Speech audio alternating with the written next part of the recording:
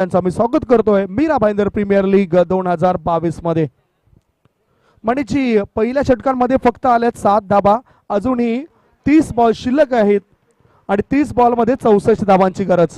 जर आपण फलंदाजाच्या विचारसरणीने चाललो तर एका षटकामध्ये जरी 2 षटकार आले तरी सुद्धा या सामन्यामध्ये पकड मजबूत करू शकतोय तो म्हणजेच MGRC हा संघ।